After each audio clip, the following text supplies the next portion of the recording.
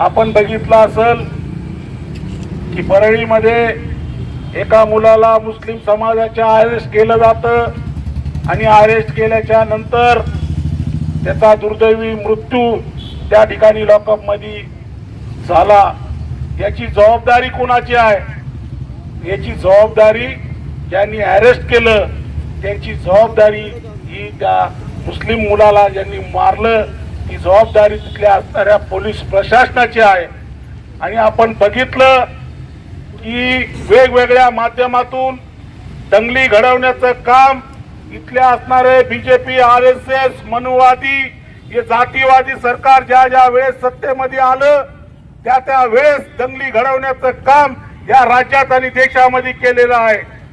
परंतु या देशात आणि महाराष्ट्रामध्ये दंगली घडू नये यासाठी कायम खंबीरपणे डॉक्टर बाबासाहेब आंबेडकरांचे नातू बाळासाहेब आंबेडकर सर्व मुस्लिम समाजाच्या पाठीमागे खंबीरपणे उभे राहिलेले आहे।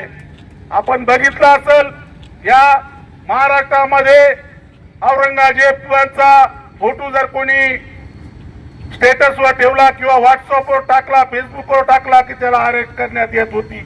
परंतु बाळासाहेब आंबेडकरांनी हे दाखवून दिलं की या देशामध्ये अजूनही डॉक्टर बाबासाहेब आंबेडकरांनी दिलेलं संविधान जिवंत आहे आणि म्हणून बाळासाहेब आंबेडकर त्या ठिकाणी गेले आणि असणाऱ्या महाराष्ट्रातल्या सर्व दंगली त्या ठिकाणी थांबण्याचं काम केलेलं आहे। मैं वो तमाम जिम्मेदारान को कहता हूं कि खुदा की कसम, आपके पसीने की कसम, ये पसीने का एहसान मुसलमान कौम आपको कहीं ना कहीं इंशाअल्लाह आने वाले वक्तों के अंदर चुकाएगी।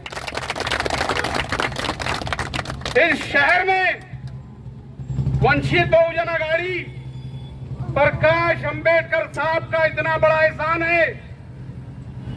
अब अगर ये मेरी आवाज मुसलमानों के कानों तक पहुंचे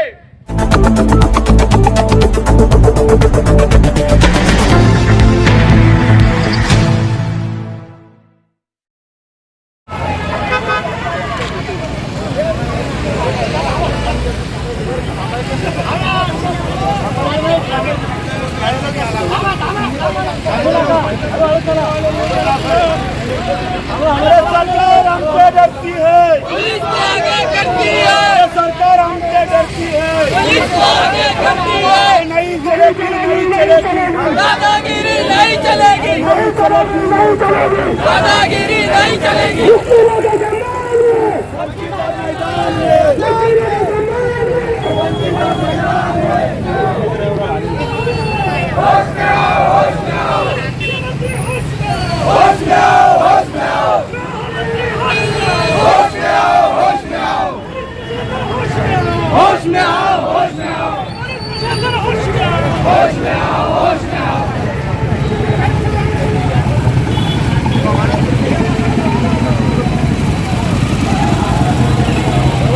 आमचे जुने खास मित्र नगरसेवक आणि मुस्लिम दलितांच्या प्रश्नावर मैदानात उतरून आंदोलन करतात।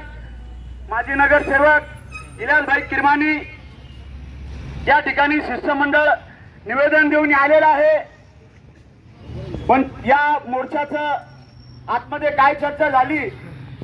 उसके कत्ल पे मैं भी चुप था, मेरा नंबर अब आया, मेरे कत्ल पे आप भी चुप हो, अगला नंबर आपका है। हमने जरीन खान को मरता हुआ देखा परली में, खामोश रहे। इसका नतीजा ये हुआ कि अंबरलेर में फिर पुलिस कस्टडी के अंदर अशफाक को मार दिया गया। हम तब भी अगर खामोश हो जाए तो हो सकता है आगे हमको और मौतें देखने को मिले पुलिस के कस्टडी के अंदर। इस महाराष्ट्र में एक तरफ पुलिस अपनी हिरासत में लेकर मार देती है तो दूसरी तरफ गौरक्षा के नाम पर नासिक के अंदर कुछ तथाकथित संगठनों के लोग मॉब लिंचिंग करके मार देते हैं।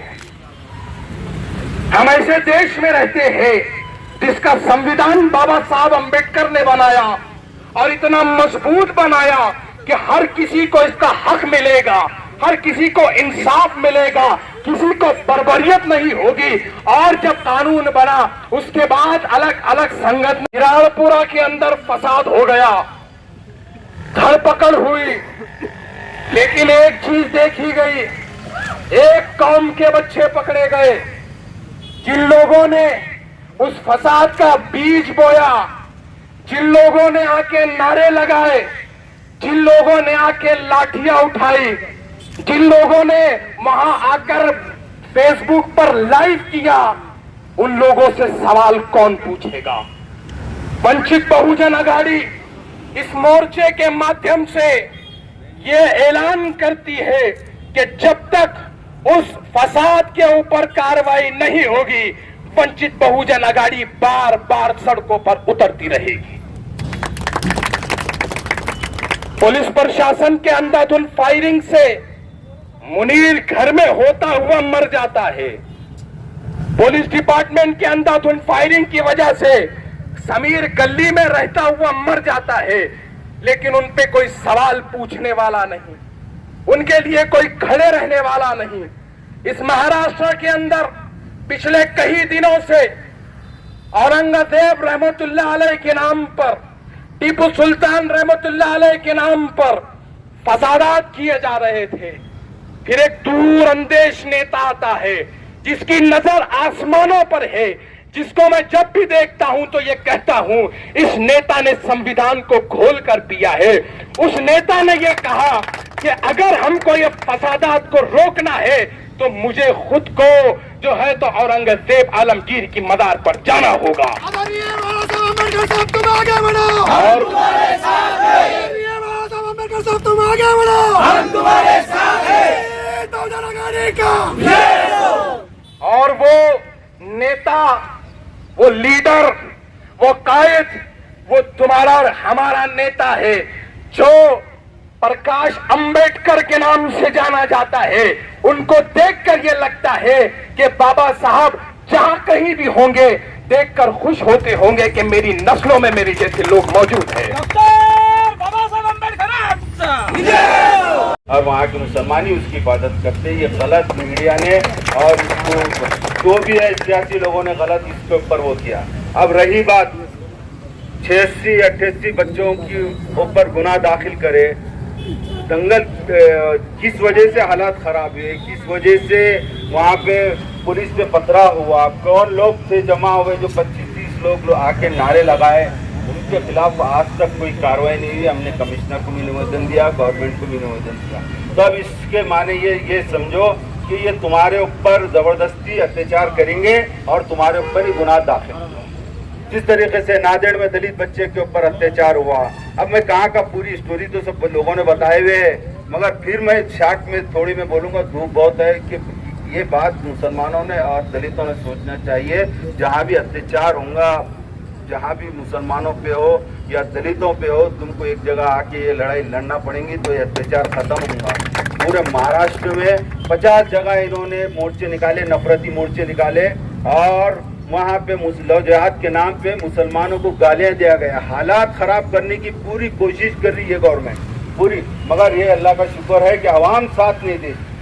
हालात जहाँ के वहाँ रुक जा रहे। अगर जो खुदा न खास्ता हालात खराब होंगे तो नुकसान कैसा होने वाला है? नुकसान तो हमारे ही होने वाला है। मुसलमान और दलित तो खरबूजा है, चूरी खरबूजे पे गिरो, खरबूजा चूरी पे गिरो, कटना आखिर हम कुछ है।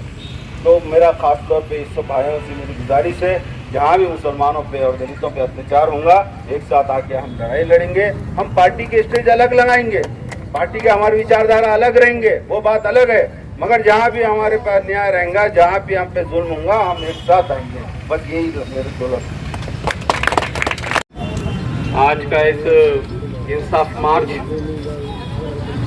में वंचित बहुजन आघाड़ी के तमामी जिम्मेदारान,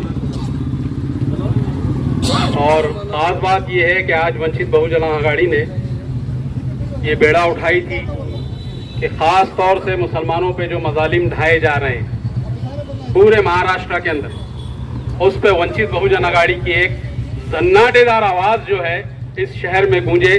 तो आज औरंगाबाद शहर ने देख लिया कि ये सन्नाटेदार आवाज क्या थी। इस कड़ी धूप में पूरे वंचित बहुजन आघाड़ी के जिम्मेदारान और उनके वर्कर्स डॉक्टर बाबा साहब अंबेडकर के मुजस्समे से पैदल मार्च करते हुए निकले और डिविजनल कमिश्नर तक यहाँ आकर पहुंचे। और यहाँ आने के बाद मैं जब उनकी सूरत हाल देख रहा था, कोई शख्स ऐसा नहीं था कि जिसका जिस्म पसीने से जो है शबोतार नहीं, वो पसीने से पूरा भीग रहा था। मेरे सामने यहाँ पर पंकज भाऊ बैठे थे, उनका शर्ट थोड़ा पतला है, तो मैं जब देख रहा था कि वो जो है रेले जो है उनके पसीने से गिर रहे हैं। तो ये सारा किस लिए? ये सारा इसलिए कि इस शहर के अंदर अमन और चैन बरकरार रहे, सुकून बरकरार रहे, फिरका परस्त अपने अंजाम को पहुंचे। मैं वो तमाम जिम्मेदारान को कहता हूं कि खुदा की कसम, आपके पसीने की कसम, ये पसीने का एहसान मुसलमान कौम आपको कहीं ना कहीं इंशाअल्लाह आने वाले वक्तों के अंदर चुकाएगी। इस शहर में वंचित बहुजन आघाड़ी प्रकाश अंबेडकर साहब का इतना बड़ा एहसान है।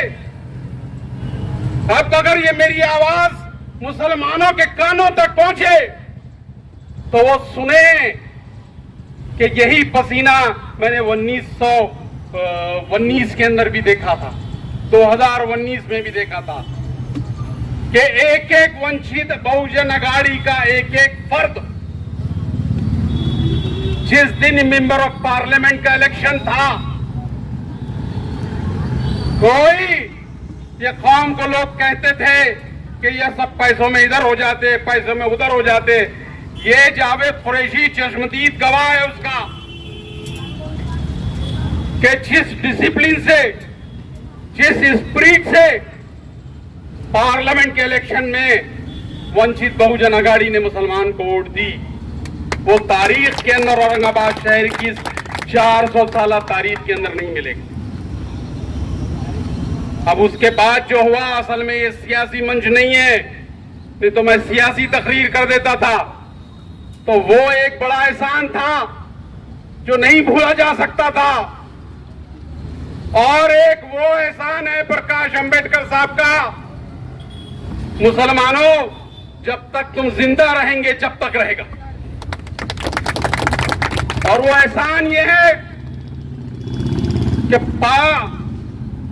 हजारों, हर स्टेट के अंदर, पूरे हिंदुस्तान के अंदर मुसलमान एमएलएज होंगे, मुसलमान एमपीज होंगे, लेकिन अल्लाह ताला ने उनको हिदायत नहीं दी। अल्लाह ताला ने एक गैर के दिल में वो शमा बुझा दी कि मेरे नबी की शान में जो गुस्ताखी करेगा उसको इतनी आसानी से बेल नहीं है।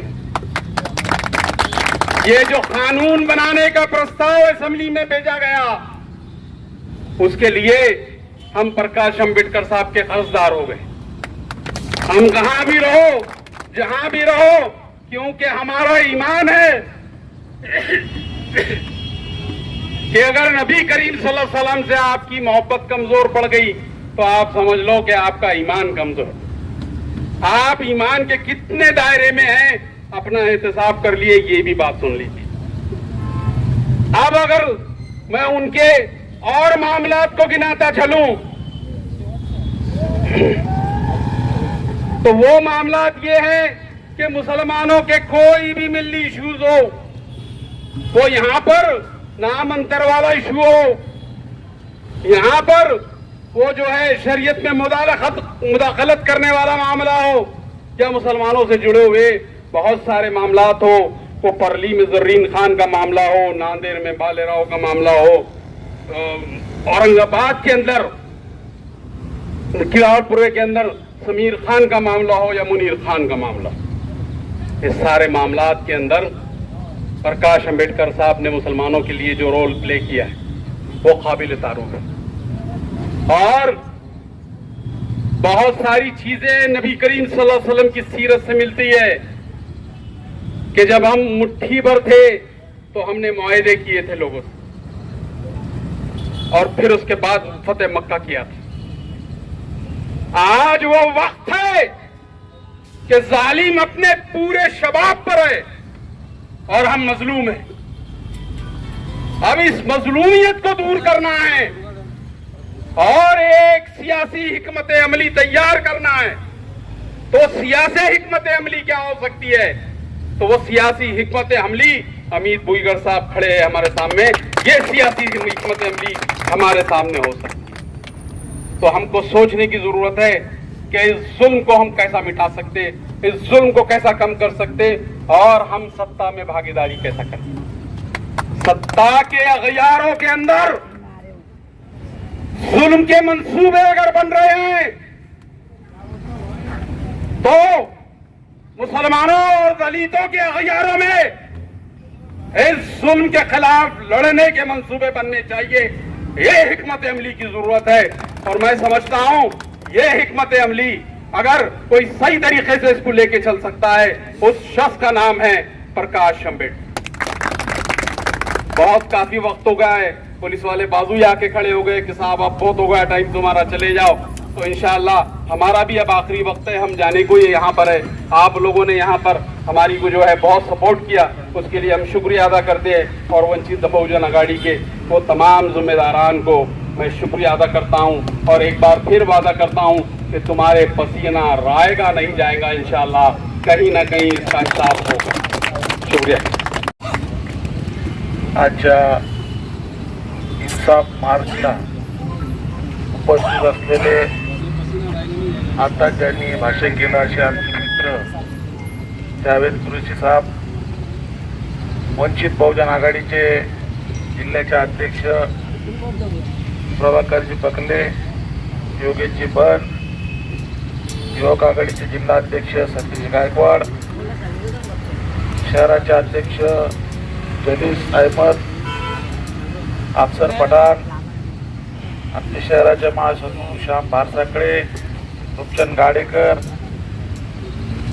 या पंकज बनसोडे, तालुक्यातून आलेले सर्व तालुक्याचे अध्यक्ष, वंचित बहुजन आघाडीचे सर्व पदाधिकारी, सर्व इन्साफ मार्चला उपस्थित असलेले सर्व दलित मुस्लिम सर्व कार्यकर्ते, आजच्या या एवढ्या कडक उन्हामध्ये आज डॉक्टर बाबासाहेब आंबेडकरांच्या पुतळ्याला भडकल गेटला हार घालून हा इन्साफ मार्च आज विभागीय आयुक्तावर या ठिकाणी धडकलेला आहे। आम्ही आत्ताच विभागीय आयुक्तांना निवेदन देत असताना त्या ठिकाणी आम्ही सांगितलं या देशामध्ये जे वातावरण निर्माण करण्याचा प्रयत्न गेले 10 वर्षापासून चालू आहे आणि महाराष्ट्रामध्ये हुकुमशाहीचं वातावरण निर्माण करणारे काही जातीवादी लोक या ठिकाणी काही ठराविक जातींना, त्यामध्ये मुस्लिम असेल, त्यांना टार्गेट करून इथल्या असेल पोलीस, इथल्या असणाऱ्या प्रशासनाला हाताशी धरून या ठिकाणी एक प्रकारची हुकुमशाही दादागिरी या ठिकाणी निर्माण करण्याचं काम या ठिकाणी चालू आहे।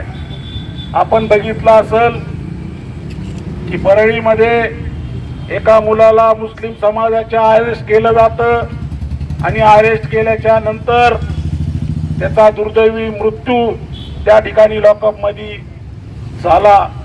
याची जबाबदारी कोणाची आहे?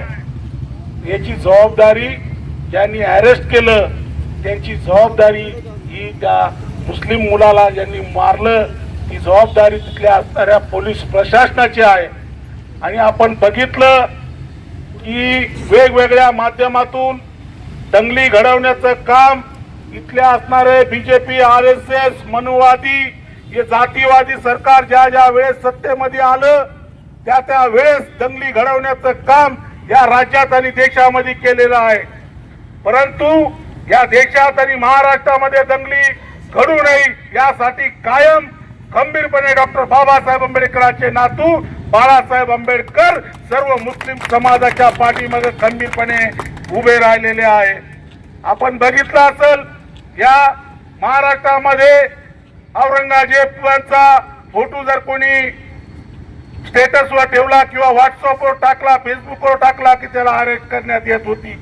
परंतु बाळासाहेब आंबेडकरांनी हे दाखवून दिलं की या देशामध्ये अजूनही डॉक्टर बाबासाहेब आंबेडकरांनी दिलेलं संविधान जिवंत आहे आणि म्हणून बाळासाहेब आंबेडकर त्या ठिकाणी गेले आणि असणाऱ्या महाराष्ट्रातल्या सर्व दंगली त्या ठिकाणी थांबण्याचं काम केलेलं आहे. आम्ही सातत्याने वंचित बहुजन आघाडी मुस्लिम बांधवांसोबत कायम राहिलेलो आहे.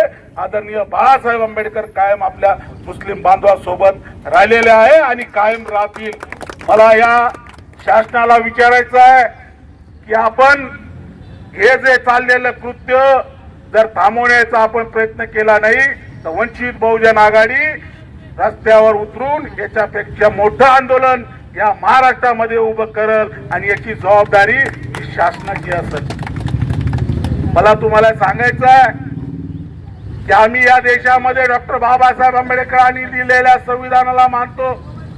आम्ही संविधानी आजही संविधानी मार्गाने काढण्याची ताकद आम्ही आमच्यामध्ये ठेवलेली आहे.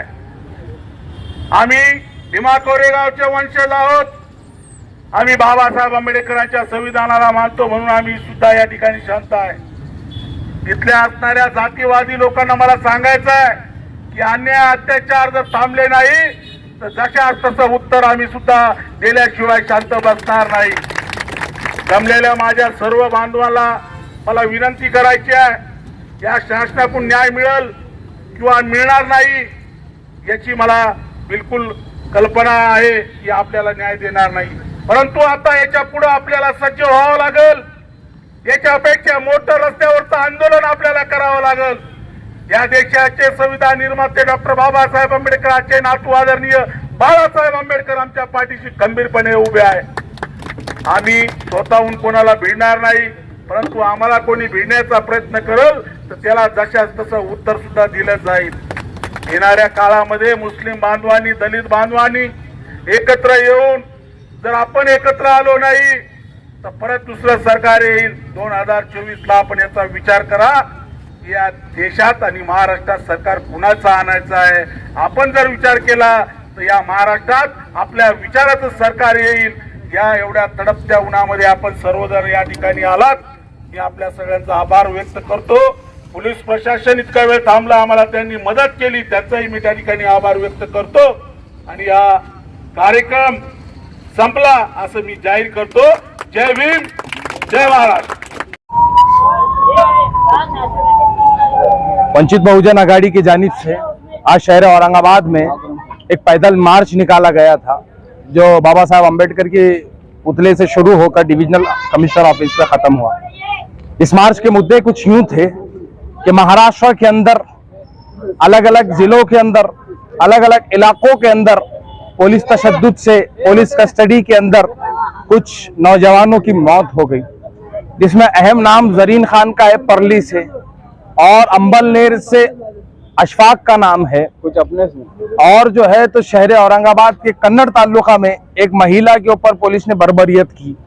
साथ ही साथ किराड़पुरे का फसाद हुआ और उसके असल मुजरिमों को अब तक जो है तो सजा नहीं मिली। इन तमाम मुद्दों को लेते हुए वंचित बहुजन आघाड़ी आज मैदान में थी। पूरे महाराष्ट्र के अंदर अंबेडकर साहब के हुक्म पर पूरे महाराष्ट्र में धरने आंदोलन हुए और ये मांग की गई कि महाराष्ट्र गवर्नमेंट एक ऐसा कानून लाए जो ये निषेध कर सके, जो ये तय कर सके कि पुलिस के हिरासत के अंदर कोई नहीं मरेगा, और अगर कोई मरेगा तो उस वक्त जितने अधिकारी पुलिस डिपार्टमेंट में और पुलिस स्टेशन में मौजूद होंगे उन सब के ऊपर जो है तो कत्ल का इल्जाम लगाया जाए और मरने वालों को कंपनसेशन दिया जाए। इन तरह के तमाम मुद्दों को लेते हुए आज का धरना आंदोलन। प्रमुख मागण्या काय होत्या? आज वंचित बहुजन आघाड़ी का इंसाफ मार्च निकाला गया। इसमें प्रमुख मांगनी हमारी ये थी कि पिछले कुछ महीनों में दलित और मुस्लिम समाज पर जो अत्याचार और जुल्म हो रहा है उसके खिलाफ जो है ये मार्च निकाला गया था। इसमें परली में जरीन खान का पुलिस कस्टडी में कत्ल का मामला हुआ, उसी के साथ साथ कन्नड़ में जो एक लेडी है शबाना पटेल, उस पर भी पुलिस ने जुल्म करा। उसके बाद औरंगाबाद के किराड़पुरा फसाद में जो 2 व्यक्ति मारे गए, जिसमें एक नौजवान लड़का था जिसका नाम समीर खान था और एक दूसरे हमारे भाई थे, उनका नाम था शेख मुनीर। ये दोनों को अभी तक 3 महीने हो गए। इनके खिलाफ जो पुलिस की गोली से मारे गए थे, जो दंगल हुआ था, इन पर अभी तक किसी किस्म का गुनाह दाखिल नहीं हुआ है और ना किसको किसी तरह से राज्य सरकार ने किसी तरह की मदद की है, ना कानूनी करी है और ना ही आर्थिक मदद की है। देखिए, कुछ दिन पहले सुप्रीम कोर्ट ने महाराष्ट्र को बहुत खतरनाक रिमार्क देकर कहा था कि निपुंसक सरकार है, जो आज सिद्ध हो गया है कि निपुंसक सरकार है और ये दलित मुस्लिम पिछड़े वर्गों को इंसाफ नहीं दिला सकती, उनकी सेफ्टी नहीं कर सकती है। तो इसीलिए आज इंसाफ मार्च निकाला गया था। ये तमाम मांगनियां हमने विभाग के अल्टीमेटम ये दिया गया है कि हमने जो ये मुद्दे डाले हैं, इन तमाम मुद्दों पर 1 हफ्ते के अंदर कार्रवाई पॉजिटिव होना चाहिए। अगर इस पर पॉजिटिव कार्रवाई नहीं हो रही तो इसके आगे जो है तीव्र आंदोलन वंचित बहुजन आघाड़ी की तरफ से किया जाएगा। 1, 2, 3 स्टार्ट। आज डॉक्टर बाबा साहब अम्बेडकर मेडिकल गेट से लेकर विभागीय आयुक्त कार्यालय तक आज वंचित बहुजन आघाड़ी ने एक इंसाफ मार्च यहाँ पर लाया और हमने विभागीय आयुक्त साहब से मिलकर ये बताया कि इस महाराष्ट्र में जो हुकुमशाही चालू है, जो मुसलमानों पे, दलितों पे जो अत्याचार हो रहे हैं, वो अत्याचार अगर रुके नहीं तो हम महाराष्ट्र में वंचित बहुजन आघाड़ी की ओर से इससे ही बड़ा एक मार्च इस रोड पे आकर खड़ा करेंगे।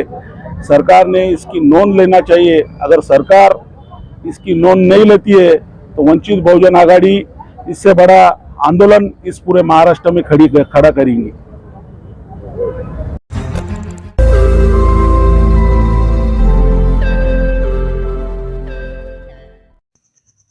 रोज नई खबरों को देखने के लिए हमारे औरंगाबाद समाचार चैनल को सब्सक्राइब कीजिए और नोटिफिकेशन पाने के लिए हमारे बेल आइकन को दबाइए ताकि हर खबर की नोटिफिकेशन आपको मिलती रहे।